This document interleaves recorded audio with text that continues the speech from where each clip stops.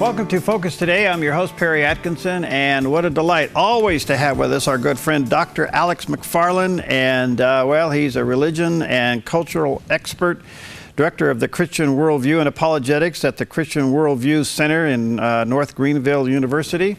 Let's see, he co-hosts American Family Radio Talk Show. He writes books, he speaks, he jumps tall buildings, outruns locomotives. He's just a cool dude. Hi, Alex. And I'm a big Perry Atkinson fan. Well, good. That moves you to the top of my list. You're already there. How you doing, friend? Good to see you. I'm doing great. Good morning. I hope you had a good weekend. Yeah, everything was great. We lost one of the Warriors, Phyllis Schlafly, over the weekend, you know. You know, I thought about that. I heard last night, I got a message, well, yesterday afternoon, really, 92 years old. And for those who may not know, Phyllis Schlafly was an icon, really, since the 1970s for Christianity, for conservatism, for God and country. She will be missed. Well, at the time, I had no idea what was happening. And as I look back on it, it was one of those great moments. But when I was chairman of the state, I was on the platform committee at one of the Republican conventions. And on my left was Phyllis Schlafly, and on my right was Jesse Helms. And we sat there and we argued to keep the pro-life plank in the platform. And I actually got an amendment recorded, but I had no idea of the two giants that I was sitting between. Wow. Well, you know, me being from North Carolina, Jesse Helms was certainly a beloved figure in North Carolina politics for many years, and he was a champion. I mean, you could tell where somebody was spiritually and politically by how they reacted to the name Jesse Helms. But hey, let me throw this out there. Now, folks, maybe you know this, maybe you're not aware, but during the 1970s, the Lord raised up some leaders, among them the late Phyllis Schlafly. There was Charles Colson, Chuck Colson, who came along, and there was James Dobson, my former boss and mentor, and there was D. James Kennedy, and there was Jerry Falwell, founder of Liberty University. There was Don Wildman, founder of the American Family Association, and a few others we can name, like Tim LaHaye and Adrian Rogers. But you know, Perry, think about this. Falwell is gone. James Kennedy is gone. Bill Bright is gone. Chuck Colson is gone. Adrian Rogers is gone. Now Phyllis Schlafly is gone. And of the giants of that real guard of Christian culture voices. I mean, Don Wildman is still here, James Dobson is still here, but otherwise there are some copious vacancies on the horizon, aren't there? Yeah, you know, it's interesting you'd mention that, because I have been thinking about that a lot, and the impact that they've had, and where we are today in some of these issues that I know that they fought so valiantly for. But we're into a completely different era of situations of things. By the way, let me say to our viewers and listeners, Alex's new book is called Stand Strong America. You got a copy up there? Hold it up. You got it? Oh, there it is. We have it on the screen. There it is. So check it out, Stand Strong America. You can look at it at the bookstores or go to Amazon or Barnes & Noble. Stand Strong America by Dr. Alex McFarland and also Jason Jimenez. All right, you wrote an article, 8 voting considerations to take to the polls in November. And how'd you narrow it down to 8? Well, you know, because so many people are saying to me, oh, I just don't know who to vote for. Maybe I won't vote this year. But I would just encourage people everywhere to be registered and to vote. It is such a privilege. And so, yeah, there are a lot of considerations, but I feel like the 7 or 8 we put in this article are really the primary ones. All right, let's go through them. Walk us through them. Well, you know, let me quote Socrates here. Socrates said, the perfect is the enemy of the good. And there are a lot of people who say, well, you know, I don't like either candidate. But really, in Donald Trump and Mike Pence, you have got a worldview that recognizes the U.S. Constitution, recognizes so much of what has been great about America, not only politically, but spiritually. In Hillary Clinton and the Democrat platform, I mean, for one thing, the Democrat platform not just the opinion of a candidate, but the platform itself has promised to abolish the Hyde Amendment, which restricts the use of federal funds for abortion. So you've really got two different worldviews. So I've put in my article, if you wait for the perfect candidate, you know, I've said this before and I really mean it. I mean, if it were up to me, I wish the ticket would be Billy Graham and James Dobson. But until that ticket is on the ballot, we've got to vote for the good, maybe, and not pine for the perfect. The other thing I want to say, look, we're, I think, what, 62 days from the election. I'm just going to say this. This is Alex McFarland talking. Perhaps I can't promise that Donald Trump will do good for the country, but I can guarantee Hillary Clinton will do badly for the country. And really, what would be better or worse? So that's something we've got to ask. We've got to talk about religious freedom. Does this candidate or does this candidate not protect my right for religious expression? Hillary Clinton over and over has used the phrase freedom of worship, which really means keep it in the silence of your own heart and mind. Donald Trump, and I have had the privilege of meeting him, but when he spoke in June to a group of pastors in New York City, the very first thing out of the blocks, he talked about pastors need to use their freedom of religious expression. And he talked about the abolishing of the Johnson Amendment, which really has served as kind of a threat that churches would lose their 501c3 status if the pastor ever spoke on any moral or political issues. So Trump emphasized over and over that we have the freedom of religion and freedom to express and live out our religious convictions. Period. I think that's a huge consideration. Well, that one alone is a big one. And going back to what you said earlier about Hillary Clinton, we've seen this now pop up on several occasions. Even President Obama has used the term freedom of worship. And if you don't catch the message here of what they are insinuating, you'd think it's okay. Yeah, that's right. I mean, folks, trust me, believe me, read. There is so much in semantics. There is so much in semantics. Just like on the life issue, when pro-abortionists talk about a woman's right to choose. Well, yeah, but what about the life and the rights of the unborn? Because our Declaration of Independence, our Bill of Rights, Declaration, Constitution presuppose the right to life. And when we talk about rights, you know, so often people say, I know my rights. But in our representative republic, forged, founded, framed before the eyes of God, there are also responsibilities. And many today take our Constitution to mean that we are this libertine society, freedom to do whatever I want to do, no boundaries, no parameters. Hey, I recognize no voice but my own. That's not at all what the founders envisioned. Liberty, but that means freedom within the boundaries of a moral backdrop, responsibilities. And so there's so much in semantics. Yes, there are constitutionally protected rights, but there are also God-ordained responsibilities. And so we're really at a crossroads between two different worldviews. And do I think Donald Trump is perfect? Of course not. He's a human being. Anytime you're electing human beings, you're electing fallen, finite, flawed people. Am I right? But it's a view of the Constitution. Hillary, talking about semantics, the left uses the phrase, the Constitution is a living document. When you hear that phrase, be afraid, because a living document is code speak for the fact that we can shoehorn into the Constitution rights that aren't explicitly spelled out, but the lobbyist group de jure has shouted loudly enough that we'll get some activist judge to invent or inject those rights.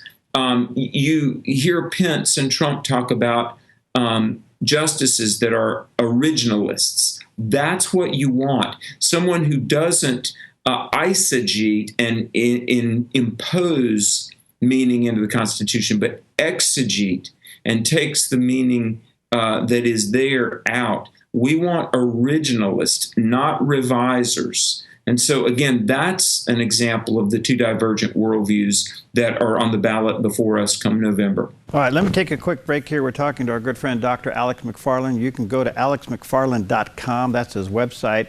Check out his latest book entitled Stand Strong, America. There's a picture of it there.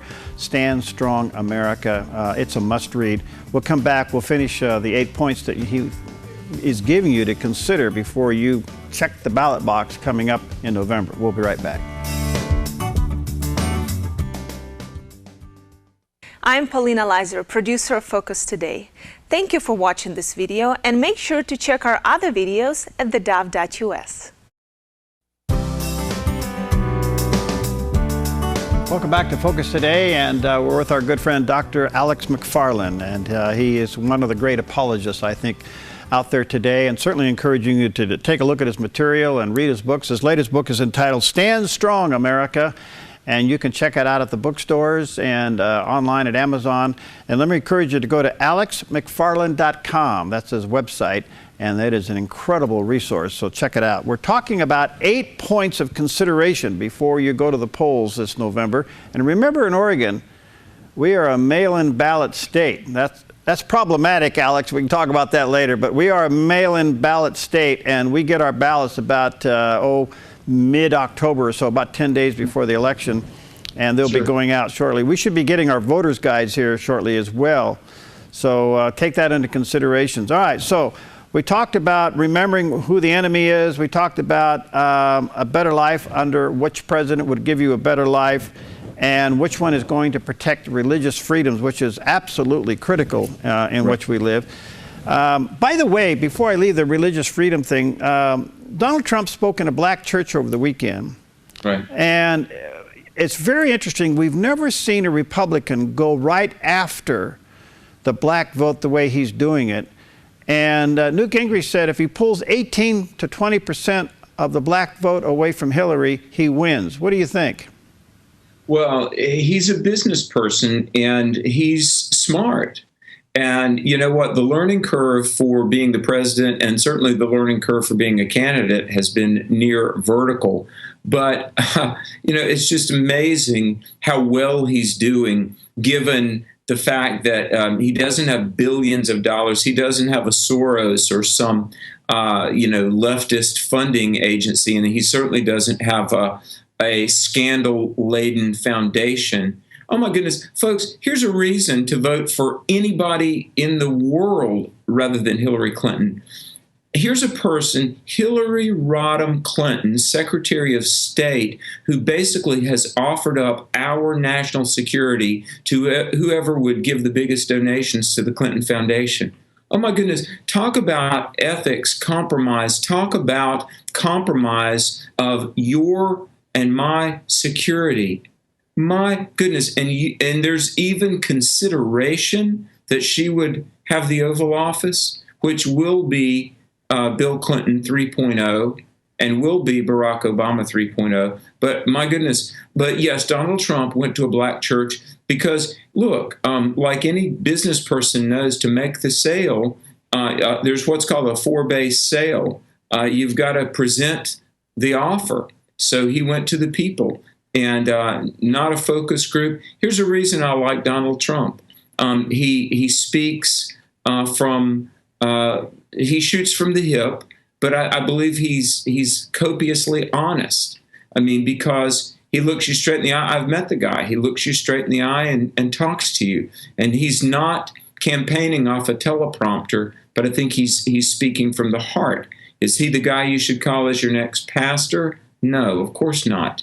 But given the two choices, oh my goodness, I really don't think the decision for anyone who loves God and country, and even wants to hope that we'll have the liberties that we've enjoyed now for 240 years. I really don't think the decision should be that difficult. All right, let's get into some of these, because I think if we really want God's hand to return to this country, we've got to stop killing babies.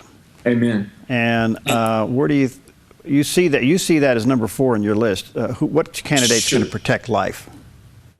Well, around January of this year, Donald Trump put out an op-ed piece called Creating a Culture of Life. And in the meeting that we had in June with a number of pastors, he talked about his view on this, how he had come to where he is. And he said, and this is the key, he said he would appoint justices to the Supreme Court that are in the mold of the late, great Antonin Scalia. And here's the issue, Perry, that the next president will appoint probably 20 to 40 years worth of Supreme Court justices, not to mention judges in many lower courts. And I think this is the big issue. I mean, we could talk about the economy, national defense, our relationship with Israel, the state of education, the economy, religious freedom. But Perry, you hit it on the head. The issue is the fact that we're chopping up babies every day. I'm going to say this, the most ardent, vigorous, pro-abortion person on the national stage is Hillary Clinton. And she promised Planned Parenthood that she would abolish the Hyde Amendment. This is a woman who has given much of her adult life and legal career and political influence to chop up babies, and we, the taxpayer, fund it. The Supreme Court justices appointed by the next president will reflect an ethic of life or not. And again, for that reason, as a Christian, this is a huge consideration. Our nation is experiencing the judgment of God because every day we're chopping up babies, and apparently we're okay with it because we've not done anything about it much. But I want to say, as a minister of the gospel, as a Christian, as a human being, God's not okay with it. Yep. By the way, I think I made a mistake. I said I sat between Phyllis Schlafly and Jesse Helms. It was Henry Hyde. I apologize for that. Oh. And in fact, it was out of that platform committee that the Hyde Amendment came, which is wow. Yeah. All right, let's go back. Let's go to the protection of the country. You know, I will say one thing about Donald Trump, which is really interesting. He's been very forceful about immigration. He's even, he went to Mexico, he came back, he gave the speech in Phoenix. He's followed up on some things that people are criticizing for. But I got to tell you, when it comes to Homeland Security, his strong stance is really resonating with women. Yeah. Well, as well it should. Oh my goodness. The job of the president is to protect the interests of the American people. Now, we've seen 8 years of President Obama. And by the way, I can speak rather forcefully on the president and his family, Hillary. I've prayed for them. I prayed for Bill Clinton in '92 when he was running, and all through the Clinton years. I pray for these people. I wish them God's best. I wish them salvation and all the blessings that come with a life surrendered to the Lord Jesus Christ. But when we're talking about the country, the future of the United States of America, the job of the president is not to bow to the king of Saudi Arabia, not to apologize to the president of Mexico for Arizona's immigration policy, which is what Obama did, not to sell out the State Department. And I mean, my goodness, to put national sensitive information, classified information on a private email server and walk around with a BlackBerry. Okay, just corporate secrets from a small business, that would be viewed as irresponsible and cavalier. Hillary Clinton has proven that she's not even tech savvy, much less one who can be trusted with the secrets of our national security. So Trump's strong stance on national security, on immigration, protecting the borders, protecting the interests of American citizens, yes, that resonates with women. It resonates with millions of others as well. All right. What about the overall financial security of the country? Now, this is an interesting one because Anybody will tell you that the market, the stock market's a house of cards. Our debt is gobbling us up, and whoever takes this next thing over has got their hands full. It would seem to me that a guy that knows how to read a balance sheet and a P&L statement might be the person. Thank you. Thank you. I've heard this from my ivory tower elite Christian friends. They'll say, well, but Trump's not a politician. He's a businessman. I'm like, yeah, exactly. Listen, I've started several companies. I know what it is to make a payroll. Small, I mean, I've had a payroll of 2 people. I've had a payroll of 38 people. But look, you can't live in the red. You can't tax your way to prosperity. If you want to pay more taxes, look, folks, if you want your kids and your grandkids to have no hope of owning a home and being financially viable, let's just keep on the leftist track that the Clintons and the Obamas have had us. But if you want an America where the government has to live within its means just like the rest of us, let's change direction here and let's start a course down fiscal responsibility. You're right, a balance sheet, a P&L sheet, it is business. And the fact is, I mean, the national debt has more than doubled in the last 8 years.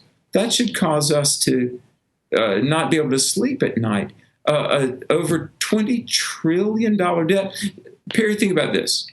Within the next 5 to 10 years, interest on the national debt, if we don't do something about it, interest on the national debt will be our 3rd biggest government expenditure. Forget about funding Social Security. Forget about benefits to veterans. Forget about our national infrastructure and a strong national defense. We're just going to be paying interest, not principal. It can be reined in, but we've got to act fast. All right. And I know this. I don't want people to distract from the fact that Alex has put out eight things here, and you can go to his website and get it, alexmcfarland.com. But there's another principle here that I think needs to be discussed. And what has happened to us that, I want to say this because it sounds political, and I don't mean it, but just pragmatically. We have a candidate, Hillary Clinton, that is involved in so many scandals and so many illegal things and so many things that nobody's buying, and yet she's still pulling in the 47% rank. What's happened to us that we would even consider somebody selling classified information for money for president? What's happened to us? Well, a lot of things. Let me say, you're right. All we've known about the Clintons in the nearly 30 years that they've been on the national stage has been one scandal after another, from Whitewater and Vince Foster to Monica Lewinsky. And I don't need to remind people about just the latter years of Bill Clinton's presidency that you couldn't even, discuss in polite company. My goodness. And Hillary has just had scandal after scandal. I mean, here's a family that's got more baggage than Samsonite, okay? And yet people would, still say, well, I hear this period. They'll say, well, it's time we had a woman. My opposition to Hillary Clinton has nothing to do with the fact that she's a female. I mean, if she had the right policies and convictions and the character to lead, and it is about character, it is about character, then, I would walk to D.C. to cast a vote for a female, for a minority. It has nothing to do with ethnicity or gender, but it has everything to do with the fact, will you defend that Constitution or will you subvert it?